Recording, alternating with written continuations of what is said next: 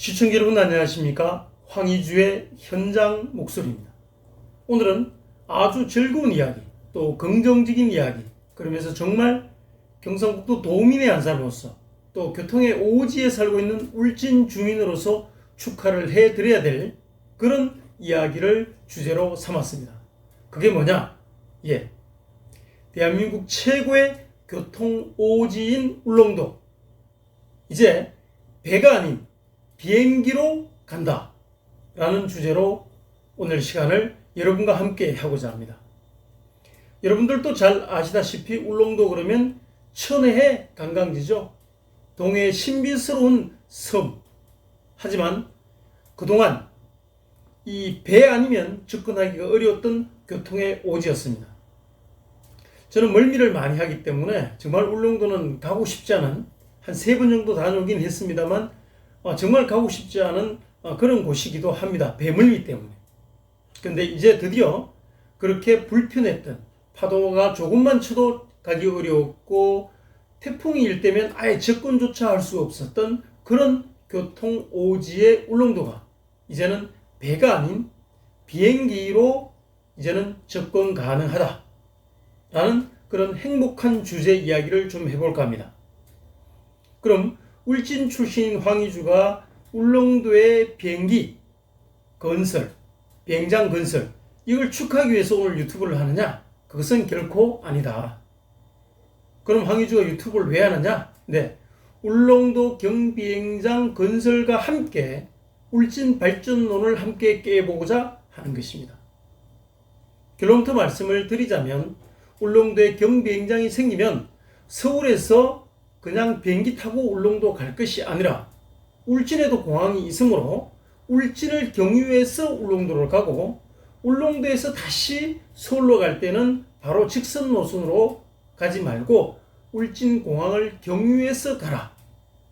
이런 노선이 만들어지게 된다면 정말 관광 울진, 말 그대로 정말 울진에 많은 관광객들이 찾아올 수 있지 않느냐. 그리고 애물단지처럼 비행훈련은 학생들만 이용했던 그런 비행장을 만들어 놓고도 공항다운 공항 활용을 못했던 울진공항도 이제는 제대로 기능을 할 수 있게끔 하는 그런 것들을 이제는 모색해 볼 때가 되었다라는 말씀과 함께요. 또 한 가지는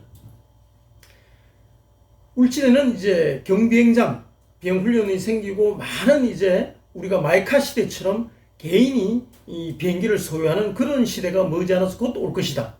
그렇다면 자동차 수리센터가 있듯이 경비행장 수리센터를 아울러 울진공항 인근에 만들자라는 주장을 해보고 싶어서 울릉도 비행장 건설 축하와 함께 울진 발전론을 함께 여러분들과 논해보는 그런 시간을 갖도록 하겠습니다. 자, 그동안 서울 수도권에서 울릉도를 가게 되면 하루 종일 걸립니다. 최소한 7시간 정도는 걸리죠. 왜 그러냐?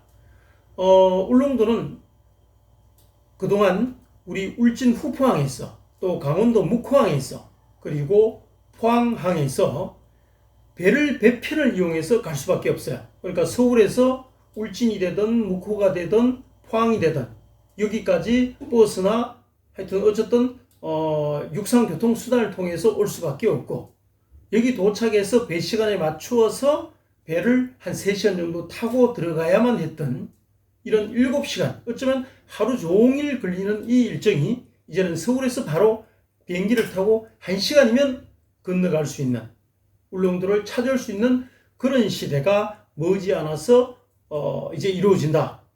꿈이 현실화가 되었다. 이 말씀을 드리고 싶습니다. 국토교통부는요, 오늘 15일이죠. 15일이면 오늘이 아니라 어제네요.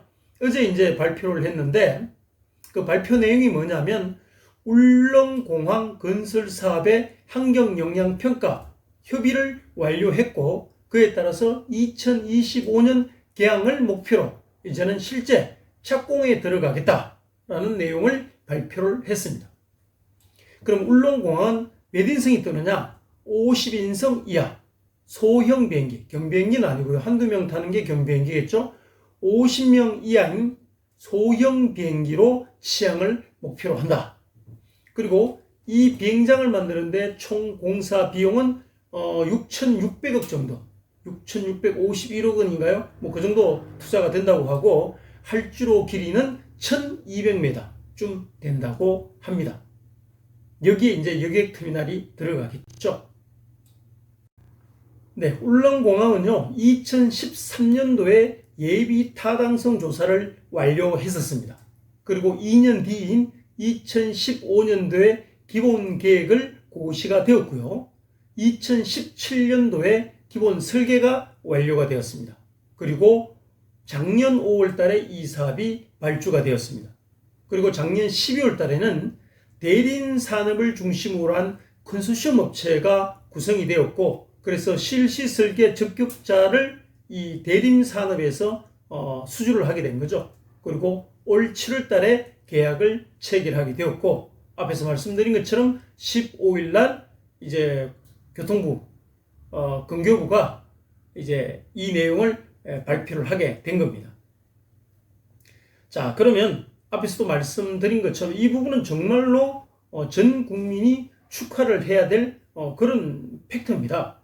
그동안 울릉도 정말 천혜의 관광지 신비의 섬 가기 위해서 육상 교통을 이용해야 되고, 또 해상 기상 조건이 맞아야만, 또 그리고 수시간 3시간 정도 배를 타야만 갈 수 있었던 곳. 그동안 멀미 하시는 분들, 뭐 이런 분들은 정말 고통의 시간이었는데, 이제 그런 것들을 이제 해소할 수 있는 거죠. 1시간이면 갈 수 있으니. 그러니 울진 국민인 저뿐만 아니라 이것은 대한민국 국민 모두가 축하를 해야 될 일이다.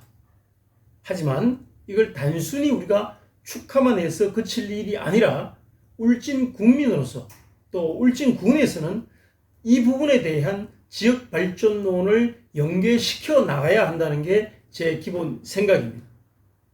그럼 어떻게 할 거냐? 크게 두 가지입니다. 한 가지는 서울 울릉 이 노선에 울진 노선을 끼워 넣어서 울진을 경유해서 울릉도를 가고, 울릉도에서 울진을 경유해서 서울로 갈 수 있는 그런 노선을 만들자. 두 번째는 이 비행기 노선뿐만 아니라 앞으로는 우리가 70년대 80년대 마이카 시대 오겠느냐, 또 거기에 대비해서 우리가 여러 가지 사업들을 구상해 왔듯이 이제는 개인 비행기, 전용 비행기 시대가 오지 않겠느냐. 그때를 대비해서 저 놀고 있는, 물론 뭐 비행 훈련으로 일부 쓰고 있긴 합니다만 제대로 된 공항 기능을 못하고 있는 울진 기성공항에다가 이러한 전용 비행기 시대를 맞이해서 수리센터, MRO라 그러죠. 전자정보 수리센터를 이제는 울진에서 만들 필요가 있다. 이 제안을 제가 해보고자 합니다. 사실은 이 제안은 제가 오늘 처음 얘기하는 게 아니라 경북 도의원 시절에 울릉도 경비행장 얘기 나올 때마다 제가 울진에 이렇게 해야 된다라고 주장을 했어요. 근데 제가 국회의원으로 착각을 한 거죠. 제가 당시 국회의원이 아니었죠. 힘없는 경북 도의원, 국회의원 공천권을 쥐고 있는 국회의원이 해야 될 역할을 제가 감히 했었으니 이건 문제가 있었던 거죠. 정말로 그때만이라도 제대로 준비를 했더라면 울진의 그림이 달라질 수도 있었던 것 아니냐. 그렇지만 지금이라도 늦지 않다라는 겁니다. 왜? 국회의원도 새로 바뀌었고, 군수도 새로 바뀌었고, 많은 선출들이 새로 바뀌었기 때문에 이분들의 의지와 역량에 따라 저는 달라질 수 있다라는 말씀을 감히 제안해 봅니다. 자, 앞에서 말씀드린 것처럼 서울에서 울릉, 울릉에서 서울은 7시간 걸린다고 합니다.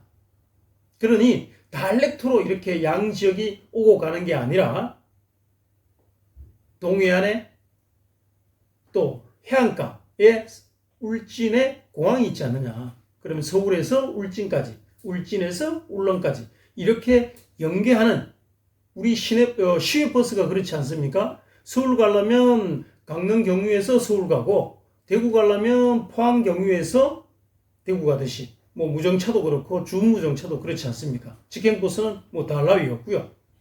이런 버스가 그렇게 강릉을 경유해서 서울로 가고 포항을 경유해서 대구로 가는 것처럼 비행기도 다이렉트로 양지역이 운항하는 게 아니라 울진을 경유해서 양지역으로 가자. 그러면 울진 지역 경제는 확연하게 달라질 것이다. 정말 교통 오지가 아닌 육지의 섬 울진이 아니라 교통의 중심지인 울진이 될 것이다. 이렇게 되면 철로 이제 올라오고 있죠. 또 지금 36번 국도 아쉽긴 하지만 2차선 철로도 마찬가지입니다. 이게 복선이 아니라 단선이죠. 단선. 그것도 디젤에서 이제 전기로 바뀐 게 얼마 되지 않아요. 작년입니까 올해입니까? 정부가 이제 바꾸자고 했는데 어쨌든 철로가 올라오고 내륙으로 연결되는 36번 국도가 이제 이어지는 만큼 하늘길, 공항만 뚫리게 된다면, 열리게 된다면 정말 울진이 많이 달라질 수 있다라는 말씀을 첫째 제안을 드려봅니다. 솔직히 좀 말씀을 드려보자면요. 2011년도입니까? 당시 근교부가 4차 공항개발 중장기 종합계획이라는 것을 발표를 했어요. 그럴 때 이 도서 지역에 있는 소형 공항 건설 사업을 적극 추진하겠다. 이 안을 2011년도에 이미 세워뒀어요. 그 이유는 뭐냐? 육지에서 섬까지 이 다리 놓기에는 불가능한 지역, 또 그리고 먼 바닷길을 이용하기에는 불가피한 그런 도서 지역에 육지보다도 더 안전하고 편리한 방법이 없을까 해서 앞에서 말씀드린 2011년도에 제4차 공항개발 중장기 종합계획이라는 것을 근교부가 세웠어요. 이럴 때 저는 이 주장을 한 겁니다. 울진 경유에서 가자. 아마 그때 경상북도 도의원이었던 저보다 더 정치적인 역량이 있었던 분들, 더 정치적인 파워가 있었던 분들이 이 부분을 끼워 넣었더라면 아마 지금 울진의 모습이 달라지지 않을까 그런 생각을 해봅니다. 하지만 지금도 늦지 않았다.